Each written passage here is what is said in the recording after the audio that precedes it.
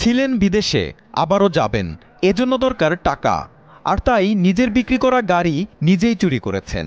তবে শেষ রক্ষা হয়নি, ধরা পড়েছেন পুলিশের জালে।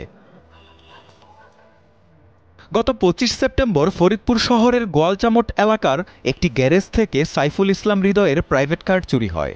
তদন্ত নেমে পুলিশ শরীয়তপুরের বাসিন্দা মোহাম্মদ মেহেদী হাসান নামে এক যুবককে গ্রেফতার করে। তার দেয়া তথ্যে ঢাকার রূপনগর থেকে চুরি হওয়া প্রাইভেট কারটি উদ্ধার করে পুলিশ। এরপরই বেরিয়ে আসতে থাকে চাঞ্চল্যকর তথ্য।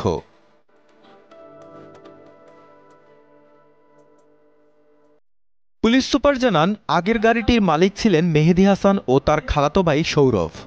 তারা দুজনে প্রথমে রাব্বি নামে একজনের কাছে গাড়িটি বিক্রি করেন।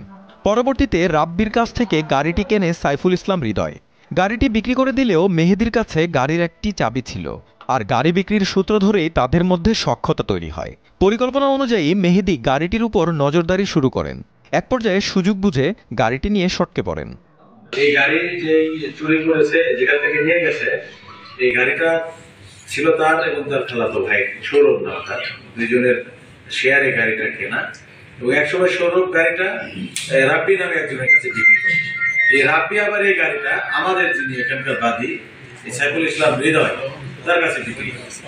তো এই সূত্রে তারা সামহাও পরিচিত, এবং এই গাড়িটা চুরি করার আগে সে একবার দুইবার ফরিদপুরে এসেছে। অর্থাৎ আমাদের আগে দেখি করে গেছে যে গাড়িটা কোথায় আছে, দেখে গেছে। এরপর কিন্তু পরে ২৫ তারিখে সে গাড়িটা চুরি করেছে।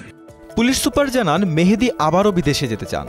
তার কাছে টাকা না থাকায় পরিকল্পিতভাবেই সেই প্রাইভেট কারটি চুরি করে। জাকারিয়া হোসাইন, যমুনা নিউজ।